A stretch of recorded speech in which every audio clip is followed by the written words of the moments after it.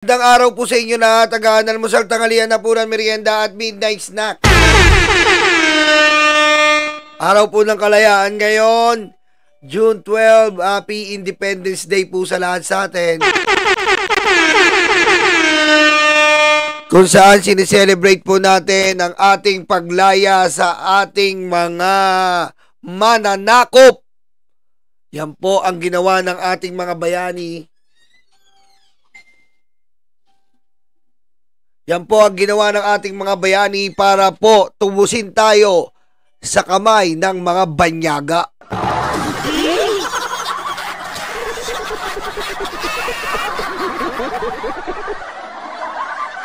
Ngayon po, dumadako na naman po tayo sa katarantaduan. Ngayon po, hindi na po mananakop. Meron pong mga taksil sa bayan ngayon sa pamumuno po ng 18 senador.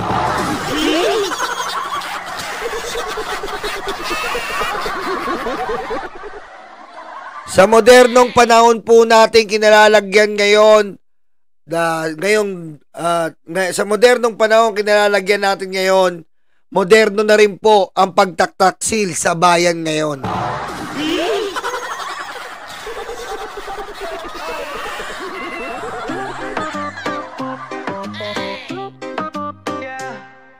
Moderno na rin po ang pagtataksil sa bayan sapagkat may mga 18 senador po tayo na hindi na po nagpapasakop sa konstitusyon ng Pilipinas na siyang sandigan at kanlungan ng isang bansa. Hindi na rin po nagpapasakop sa katotohanan.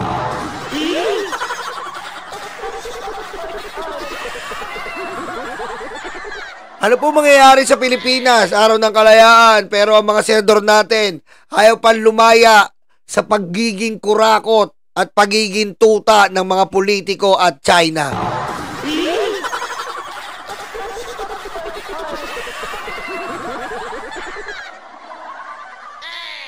Bakit ganon?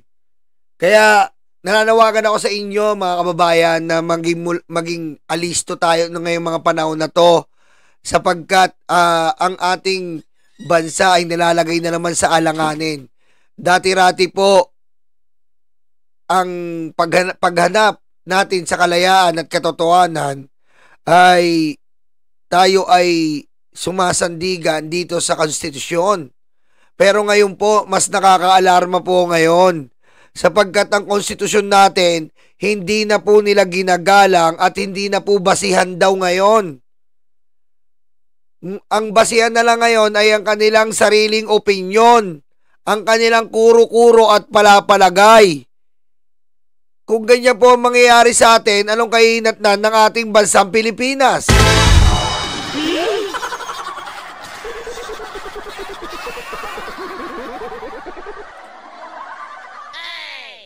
Kailangan natin palayain ang Pilipinas, palayain ang taong bayan sa mga bulok na senador na to, sa mga taong mga walang ya at iniintindi lang po nila ang kanilang sariling kapakanan. Kailangan magising na po tayo ngayon. Pilitin natin silang ilabas ang katotohanan, sundin po ang konstitusyon. Konstitusyon po, hindi natin to pwedeng walang yain. Hindi po biro ang ginagawa nila. Dahil kung sila mismo na manggagawa ng batas, gumagawa ng batas, lumalabag na sa konstitusyon, paano po kung gayahin yan ng ordinaryong kapwa Pilipino natin? Anong kahinat na ng bansa natin? Kapag nalaman ng ating mga kababayan na ang ating mga senador ngayon ay hindi sinusunod ang konstitusyon, magnanakawan na tayo ngayon. Di ba? Magkakagulo na tayo ngayon. Dahil tong mga hayop na mambabatas na to na 18 ay binoto ang kasinungalingan. At hindi lang po yun. Ito nga po yung nakuha natin video na putang ina nila, sila nagsasabuatan, putang ina nyo. Who is this stupid guy? Stupid guy? Stupid guy?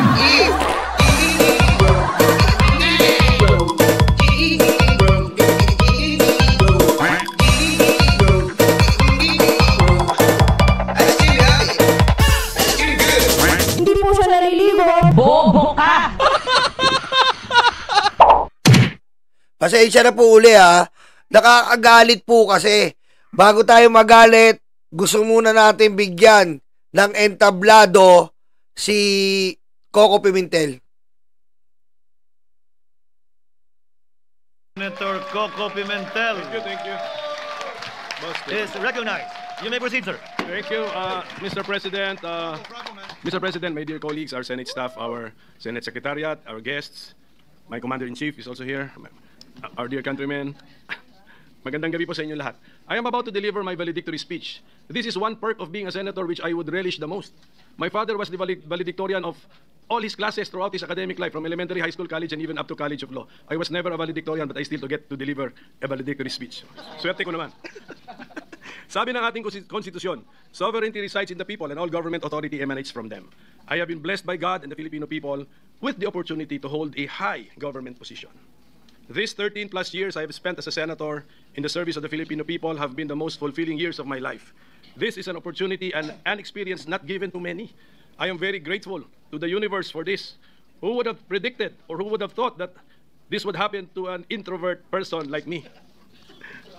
My Senate journey began not in the usual way, but through an extraordinary and unique experience that tested our resolve and faith in the democratic process. But I am grateful that what began as an electoral protest has since grown into a relationship marked by mutual respect, collaboration, and even friendship. A reminder, kumpari pa. So, Kita niyo po yung mga senador natin ngayon, no? Mga mangmang ang nakapalibot. Ito, mangmang, si Robin. Si Amy, mangmang. Yung mag-ina, mangmang. Ano nga asahan mo sa senador natin ngayon? Tignan mo, paalis pa si Coco Pimentel kung saan pinakamagaling na abogado. Kita nyo, anong senador natin? Tapos makikita mo, etong hayop na Joel Villanueva na turingang makajustong hayop na to, sinusulsulan ang mga senador para bastusin si Risa Ontiveros. A reminder that in the end, we are all here to serve the Filipino people. So let me go back to the decision which allowed me to be part of this chamber, Mr. President. Siguro nalimutan na nila, pero hindi ko po nalilimutan. Yung mga senador who voted to allow me to sit in the Senate in my protest way back in August 11, 2011. Teka lang ha, bago ko to, gusto ko lang sabihan kayo mga senador kasi, si Coco Pimentel, aalis siya bilang senador. Nako, pero, ay nako.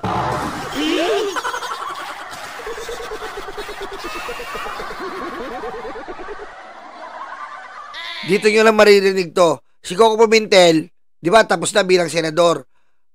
Pagtapos si Coco Pimentel, kabahan na kayo mga senador. Kung saan siya pupuntang pwesto. Secret muna ngayon.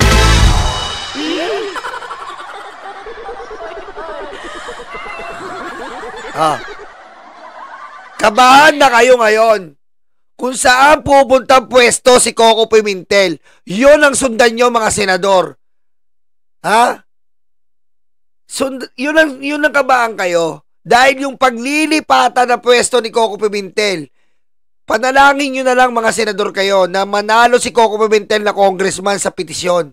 Pero pag hindi siya nanalo, abangan nyo kung saan pupunta si Coco Pimentel.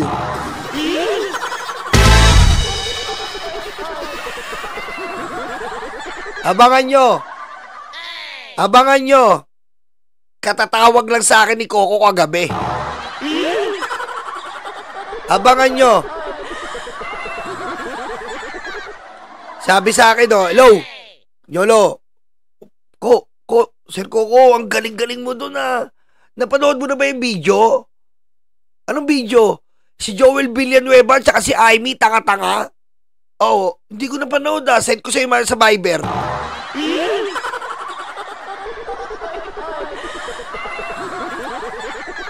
Pero in fairness, sa Coco, ang galing mo doon. Kaso medyo parang nalusutan kayo eh. Oo nga eh. Ang hirap kasi. Biro mo 18 laban sa 2. Kaya nga eh. Pero congratulations ko, ang galing mo ah. Ano ba babalita mo, Sir Coco? Huwag nyo nang intindihin yan. Basta, di makakalusot sa akin to. Yung paglilipatan ko kasi, sabi ni Sir Coco, yung paglilipatan ko, mas kakabahan yung senador. Sabi. Tapos, ano? Wala na, hindi ko na nakausap kasi kinuha na ni Mami Irene tsaka ni Daddy Armin yung telepono.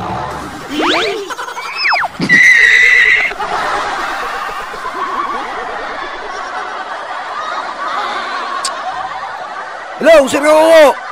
Saan ka na? Hello, sabi niya sa akin, no? Sino to? Daddy Armin mo to. O di, kausap ko pa eh. Tama na, chismoso ka.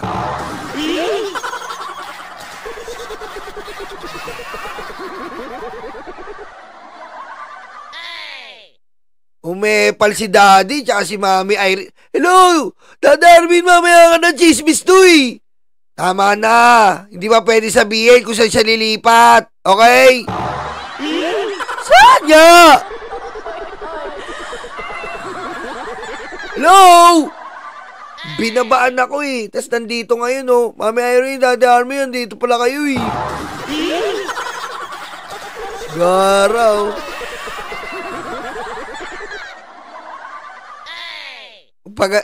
Good luck sa operasyon mo, Mami Irene ha. Sabi niya, huwag ka na akong istresin nyo, operahan ako. O sige.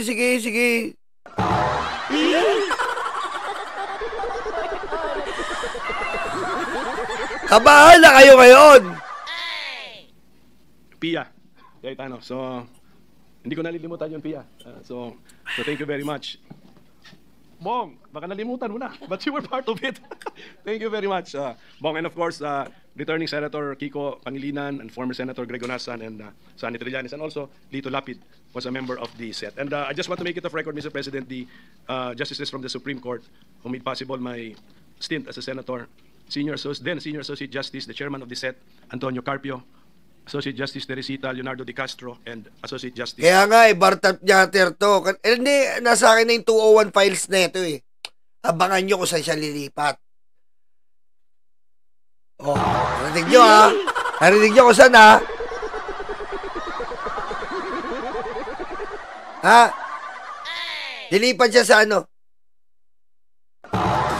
Yan ha. Oh. Exclusive yan. Doon na siya lilipat.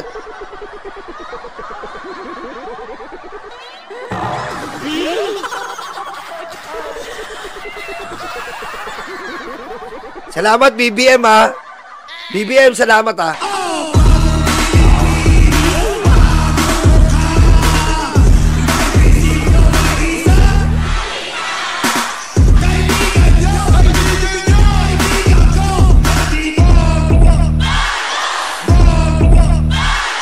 Ulitin ko daw.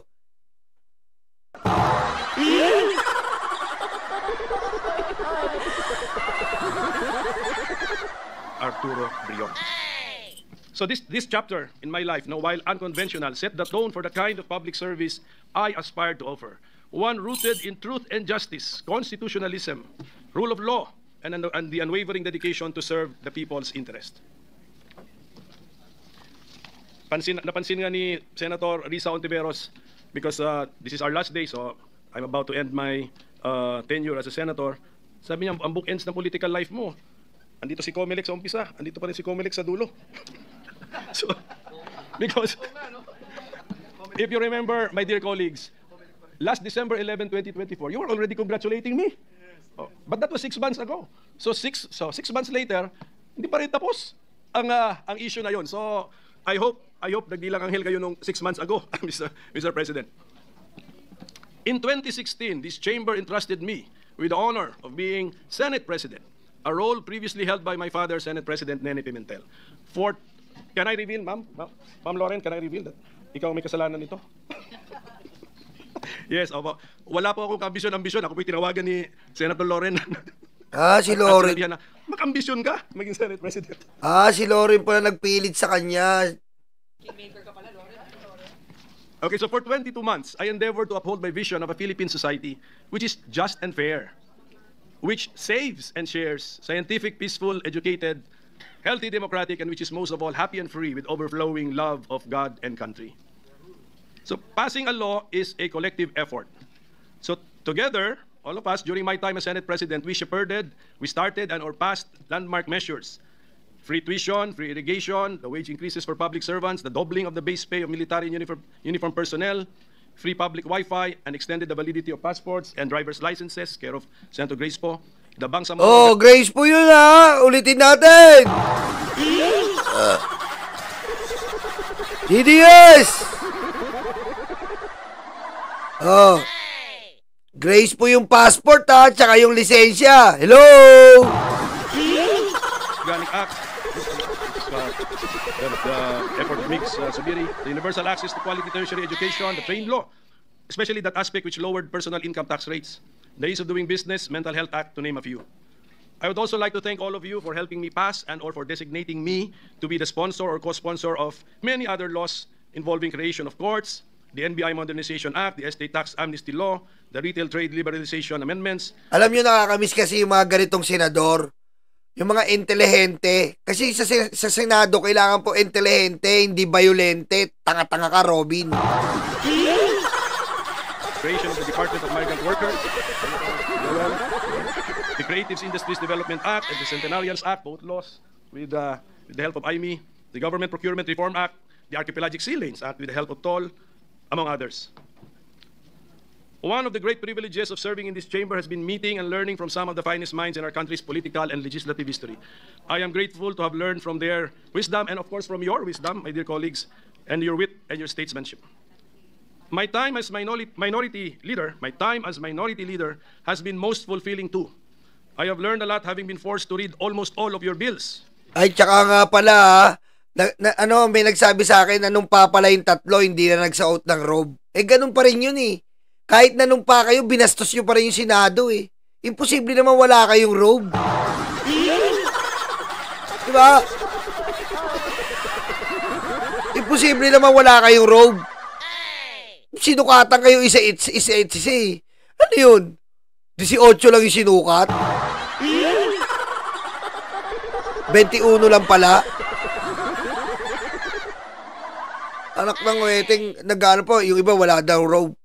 Si Cynthia Villar, wala daw robe. Ang sabihin mo, Cynthia Villar, may robe ka, hindi mo nalaban kasi nabiktima ka ng sariling crime water.